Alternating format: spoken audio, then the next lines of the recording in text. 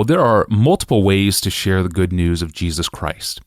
You can open air preach to an audience, or you can just walk up to a stranger on the street with a tract and hope for a brief conversation. Or you can invest in someone's life as a friend first, eventually leading them then to the gospel. One approach does not preclude the others. So what do different forms of evangelism look like in the life of Pastor John himself? At the recent Cross Conference, Pastor John fielded audience questions, and I wanted to share two of them with you today. The first is from a young woman named Christy. At the microphone, here she is. I'm curious how, whenever you're not in settings like this, how you share the gospel with people. Like if you have a 5 minutes or less, somebody you're checking out at Walmart or whatever, to tell someone about Christ, like what do you tell them? Well, let's just use real examples. I'm in Minnesota, so I only do this about 8 months out of the year. I call it jogging evangelism. So I'm a jogger, and I mean really slow, like 13-minute miles, okay? And I jog through my neighborhood. It's a very poor neighborhood, and I know where everything is. I know where the homeless people are. I know where the people are under the bridge. I know where they're getting up at 6 a.m. in the morning, and I just start running, and I'm praying, God, show me somebody to do that. 5 minutes, 2 minutes, whatever. And they're easy. I mean, most poor people are easy to talk to, right? It's rich people that think you're a jerk and get out of my life. And I basically start by saying, hi, I'm John. I live in the neighborhood. I used to say I'm a pastor, and that helped usually. And I say, I jog and I pray for people. Well, how can I pray for you? Real standard opening. And he'll say, oh, pray for my girlfriend. She just left. You know, she ditched me last night. Or, you know, I'm pray for whatever. You know, they pray. I say, okay, I will do that. Now, may I tell you the best news in the world? I just ask permission. Can I tell you the best news in the world? Sometimes I say, do you know the best news in the world? And they say, no, what do you? And then I just say, the best news in the world is that God made you for His glory. You and I don't love His glory. We should, right? Do you love His glory? No, I don't. Okay, you're guilty. I'm guilty before God.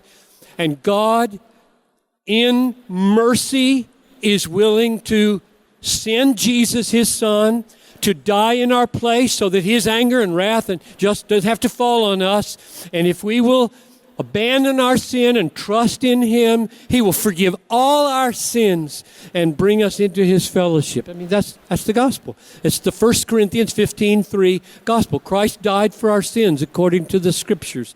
And then we see where we go from there. That may be the end of it. If they look the least bit interested to talk more, we go. But that's what I just gave you up there is the gospel. Those four things. Several minutes later came then a question about campus evangelism and weighing the balance between impromptu tract evangelism on campus versus investing in friendship evangelism. Which is a better opportunity for success? Here's how Pastor John responded to that question. I don't know of any formula that can define or decide for you when you will take an urgent opportunity to share the gospel quickly and fully with a person versus cultivating a longer-term relationship. I don't know a formula. Both are needed. And I think what we need to do is check our hearts.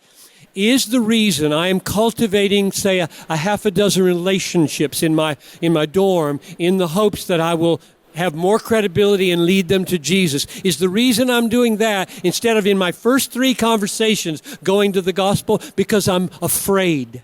And if it's fear, we need to change our strategy. Frankly, from my experience over the last 20 or 30 years, friendship evangelism, which is a beautiful thing, has, I think, discouraged people from doing what I do in jogging evangelism. And here's the problem. This is my experience anyway. If you move into a neighborhood, say, and you got neighbors on each side, and you meet them, and you're just going to say, I'm going to form a relationship, and within a few months, maybe the gospel will come up. And when it comes up in 6 months and they hear how urgent it is, they look at you funny and say, why did you wait to tell me about this? In other words, the gospel itself carries in it the natural impulse to be urgent. So I would just encourage you, pray earnestly for discernment as to whether or not in this moment, within the second or third conversation you have with a new friend, you say something like, can we do lunch together and share each other's philosophy of life? Like, you tell me what makes you tick, I'll tell you what makes me tick. Just ask for permission. And one other thing, I think I have erred in not pressing through to tell somebody, I really want you to believe. We share the gospel de facto. We tell them the facts, we offer it to them, and then we stop instead of looking them in the eye and say, I love you. I would like to spend eternity with you. I want you to be a sister. I want you to be a brother of mine. Would you? And maybe the Lord would even give you tears at that moment. Very few people ever meet a Christian who talks that way to them. That's moving. The personal plea approach to friendship evangelism. That was Pastor John at the Cross Conference earlier in the month, fielding audience questions. Well, Pastor John has been on the move in January, the Cross Conference in Louisville, the G3 Conference in Atlanta, the BCS Pastors Conference, which concluded earlier this week. It's been a full January, but we get him back in the studio late next week to record new episodes, and I will get them to you as soon as possible. Until then, we may have some guest episodes. We may not. I'm walking by faith and not by sight during these first 3 months of 2019 with Pastor John's available time. Not sure how the schedule will pan out, but do be looking for new episodes from Pastor John sometime around February 11th, I'd say.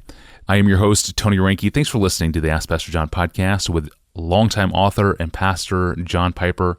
We'll see you again shortly.